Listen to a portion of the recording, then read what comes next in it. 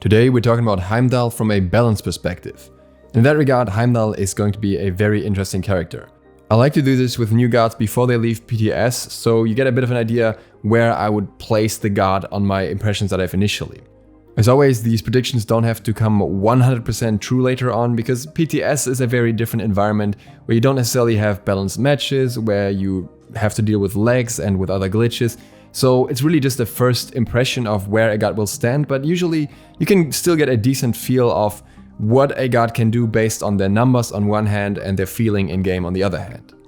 With Heimdall, things swing in various different directions here, so let's begin by talking about the abilities individually and then talk about his kit and his feeling as a whole. His passive is arguably the most balanced part of his kit. He gets a decent amount of percentage power by seeing more gods on the map, but it's not overwhelmingly high in most situations, though it does scale up quite nicely in that game. And it also depends on either seeing the entire enemy team in a team fight or being able to have a lot of wards on the map and having your team ward everywhere so that you get the power bonus. The additional effect of having extra vision against hidden targets or targets that are no longer revealed to you is very nice as a strategical advantage as well, and can help you from the perspective of pinging for your teammates too, which I think is really cool. And then the crit bonus reduction is something that is somewhat necessary to avoid one-shots. So those steps are very understandable, they are straightforward, and I think this is very much a good passive, but not completely insane. His first ability is Piercing Sight. In the first part of the ability, he throws his sword up into the air, and it will reveal enemies in a radius of 120 units. Absolutely fair and balanced. The second part of the ability is the sword crashing down and dealing damage in a relatively small AoE radius. This has a little bit of a delay to it, and I think this is the balancing mechanic for it. Because if it didn't have the delay and it was instant instead, this would be pretty crazy. So the damage for this ability is 105% scaling, 310 maximum base damage on a 14-second cooldown. We'll have to say in this context that this ability is a bit more telegraphed than most other hunter abilities, as you see the sword in the sky beforehand, but then the sword also stays there for 10 seconds, so you don't really have that much of a way of knowing when it's going to crash down, but it can definitely be juked at a reasonable speed. If we compare this damage to other hunter abilities, then we have, for example, Medusa's 2 with 70% scaling and 270 base damage in the same cooldown, Ullr's 1, the bladed arrow, with 70% scaling and 290 base damage on the same cooldown, Chiron's 1 with 80% scaling and 300 base damage with a 13 seconds cooldown, and that so far sounds like Heimdall's 1 is way over the top, because it just has more scaling and more base damage by a reasonable margin. But then there are other gods, and if you for example take Chernobog, who has a bit more of a telegraphed ability, and his one, the damage here is a 160% total scaling and 340 base damage with 15 to 11 seconds cooldown depending on the level. So the damage is definitely high, especially the base damage. It is on the other hand not the highest that we've seen on a hunter for a single damaging ability. And part of the reason why this damage is so high is probably because it's telegraphed, but I would still say that 105% scaling is pretty hefty. The next ability, the Yalahorn, depends a lot on how you use it. If you use it at melee range, so that you actually get the knockback damage, between the 5 ticks of the horn and the additional knockback damage, you have 235% scaling and 410 base damage on a 14-second cooldown. If you only use the range damage aspect of it, it is 175% scaling, 200 base damage, same cooldown. These numbers on their own are a little bit misleading though, because they only really become relevant either when fighting multiple enemies in this cone area of this ability, or when chasing an enemy and just not being able to hit him with anything else. Because in every actual boxing situation, this time channeling is time that you can't use to use basic attacks. So you're losing out on the damage from the basic attacks, and that evens out this damage a lot. Even if we assume a build where we build significantly below 2.0 attack speed, so closer to the base attack speed, and even if we assume perfect attack cancelling, so using a basic attack right into the ability and then using a basic attack right after, we will still lose at least 1, if not 2 basic attacks. and this would normally be the cleave basic attack.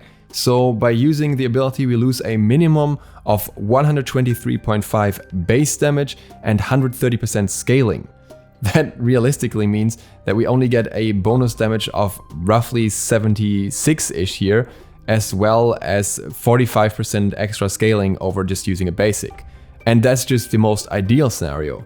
If under any circumstance we end up losing more than one basic attack, because for example we didn't perfectly attack cancel, or because we have more attack speed, then we would lose 247 base damage and 260% scaling. So we lose a lot more damage than the ability actually has at that point, at least at range. The melee range effect can kind of offset that a little bit, it gives you a little bit of burst at the end, so you're not completely lost in that regard, but you'd still have lower scaling at that point. So while the numbers of this ability might seem insane for direct trades at first, that's really not what it's for, and that's not where it gets its biggest effect. It does get a big effect when it comes to clearing though. Channeling a basic attack into this ability will give you a massive lane clear advantage. The problem with that is that it's very hard to execute because it requires you to A, sacrifice your main safety while laning until you have your ultimate, and B, be in a very bad spot in regards to where you want to clear away from, because you're basically standing in the middle of your own minions in order to have a good angle for this, or you're going to miss out on some of the cleave damage or some of the AoE damage. And that makes you highly susceptible to any sort of attack from supports or from ADCs even that don't rely on knockups or knockback specifically. And that is because while using this ability, you're immune to knockup and knockback.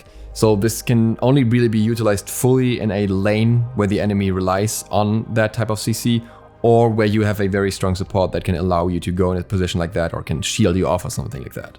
Otherwise, you're just going to be disrupted and take a lot of damage. At the same time, you get up to 40 extra protections while using this ability, which is very nice. And the other additional effects of the ability are also strong. You have a slow of 15 to 25% for 1.5 seconds.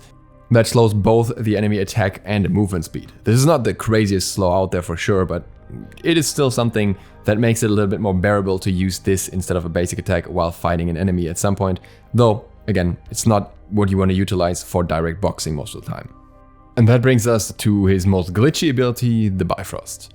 Now, how effective this ability will be greatly depends on the exact implementation, but if we go in by the latest version, then the escape should be reasonable, at least, in how it performs, where you can just touch the Bifrost crystal and then within 0.5 seconds you will be teleported if the next crystal is relatively close.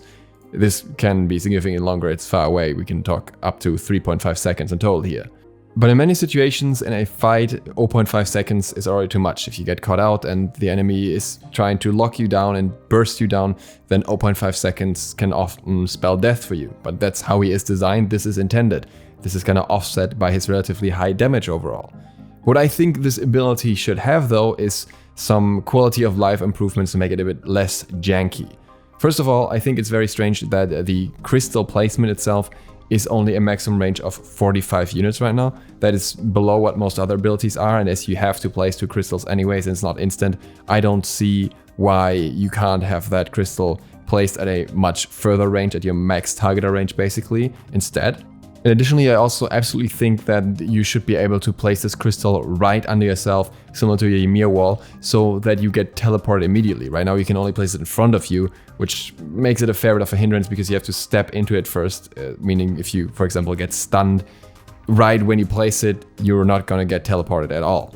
I also think that this ability should not proc Hydra's Lament. I don't know if that is still planned to be fixed before life, and I also think that it should be affected by cooldown reduction of any sort, even though that may be a bit more complicated to implement. At the end of the day, this is a very complicated and rough escape, but we've had successful guards with no escapes or limited escapes beforehand, looking at Olran, for example, who came out not too long ago. So I think this should not necessarily make Heimdall unusable on its own, but it's still something worth keeping in mind that his only escape tool is very delayed and very awkward. His ultimate Through the Realms is a straight up damaging ability, and it only really has 2 functions. You target out a single enemy and deal high damage to him while banishing them from the field, and the other aspect is that you get CC immunity and you're kind of locked down for an extended period of time. It's also worth noting that this ability requires you to be in relatively close range and puts you in melee range of the enemy. So it's not the typical position you'd expect from a hunter. The resulting damage is very high. If you factor in all the ticks of this ability at level 20, then we're talking about 1290 base damage and 290% scaling. For reference, Nadja's ultimate, which banishes Nadja himself as well and is his main damaging ability by far, does 1200 base damage and 310% scaling. Meanwhile, while using his ultimate, Heimdall is able to also attack other enemies or set up for the additional damage that follows afterwards from his other abilities or his combo. But that doesn't mean that this area of damage on ADCs is completely unheard of. Zapman pointed out that, for example, Anhur has somewhat similar numbers. He has a total base damage of 1360 with a total scaling of 240%. It's maybe not quite the same damage, but in a similar ballpark. Still, those abilities are very hard to compare. With Heimdall, you only need to hit this ultimate once and you deal this whole damage, meaning especially on lower levels of play, this will do a lot more damage. Whereas with Anhur, you need to hit every single tick of the ultimate, which does not happen on lower levels of play and is something that is for very, very skilled players. So there's going to be a massive difference in that regard here. Additionally, Heimdall needs to be in melee range and basically self-roots himself, while Anhur can do this from range while being CC immune and being able to move around however he wants to. But in return, Heimdall can also attack other enemies at the same time, effectively dealing a lot more damage. So hard to compare, hard to say what's better or worse because they do very different things, but I would still say that overall the damage output of Heimdall's ultimate for how little he has to do himself is pretty crazy. So what can we say about Heimdall based on this? He needs a lot of planning in order to have his escape ready at the right time. You can't just place 2 crystals whenever you want to. And this is something that also requires you to strategically replace the crystals. So it's a lot of awareness in a very unusual way that's required from you. Equally, if you want to counterplay stealth and invades and attacks on you, ganks on you, then you need to utilize that as well. So there's a lot of skill ceiling at least going into the characters, but probably also a fair bit of skill floor. His laning overall is good because he has a lot of damage, he has a lot of potential to clear very quickly, but it's also possibly very risky because, again, he has a limited escape and you also sacrifice one of the only 2 tools that you have to get enemies away from you by using your 2 as your main clear. So there's a lot of risk involved in everything he does, basically. Overall, despite his laning potential, I would say he is a late game focused character because where his numbers really shine are in regards to their scaling. And especially the one from range can be very, very brutal. In later stages of the game, it's a very heavy poke on the enemy team that is very safe for Heimdall to use. But here's the thing, if you want to utilize Heimdall's kit to its full potential, there is a very good chance that you need to get close to the enemy for your 2 and for your ultimate. And that in return means that you're probably not going to do very well if you play like that by using a full hunter build, a full ADC build. Instead, you will have to look towards some bruiser items or some defense items, maybe a bit more of an assassin style build where you at least include Magi's Blessing as an item at some point of your build. And that relativizes his insane scalings a little bit, because this way you have these high scalings, but you can't utilize the power values as much as some other gods because you need to have some defense if you don't want to get focused out and die because your escape potential is so lackluster. Heimdall is very good at keeping away one enemy with his ultimate and with his 2, but the moment 2 or more enemies are on him, he has a huge problem, which is also why he has all these vision tools, so that he can avoid getting ganked, but in duo you still sometimes have 2 enemies on you. And I often noticed that I ended up in situations where I just couldn't get out because my 3 was not off cooldown, for example, and I just had no tools to keep the enemy away, so either I had enough damage to burst them down, or I was done for, and that's not quite typical for most other characters. A big question is also if that all is worth it at the end, because his teamfight potential doesn't seem insane to me. He's very good at a 1v1 trade, but in a teamfight he doesn't bring the big Hachiman ultimate or something like that. He just, again, isolates out a single target, and he has some cleaves, which can be nice if the enemies are stacked, but they have to be stacked for that in the first place. So what I think will happen is a lot of people will play Heimdall a little bit and will get very frustrated with him because of the way that especially his mobility works at the moment and the amount of practice and thinking that is really required to play this god before you can utilize him effectively. Yet at the same time, I think a lot of people are going to be frustrated with Heimdall when fighting against him because he has this long bandage where he does a ton of damage, and you just can't really do anything and you possibly die from it. And especially against risk-taking Heimdalls that know how to play aggressively with him and get away with it, this is gonna be super frustrating. His high scalings will contribute to him still feeling okay overall, but especially towards high levels I can also see it taking quite a while until he really finds his footing, because there's so many things to keep track of as Heimdall, and it's relatively easy to counter them out if you're a more experienced player. I do think that the 3 will need work, and it's likely that the ultimate will see some level of nerfs at some point, and the rest of the scalings is something that I think Hi-Rez has to keep a close eye on. We see in the future how it will go. So in conclusion, Heimdall will be simultaneously broken but also super easy to counter and not liked by a lot of players due to how he plays, so they will consider him weak anyways, and that's gonna make for a very interesting mix. I would not be surprised if we see a development similar to Persephone's stats, though I don't see him going quite as high on the highest level of play. And with that, thank you guys very much for watching. I hope this was interesting, insightful. If you're new to the channel and you want to see more Heimdall content in the upcoming days, feel free to click the sub button and maybe the bell, it really helps me out. And other than that, see you for the next one tomorrow. DukeSloth, out.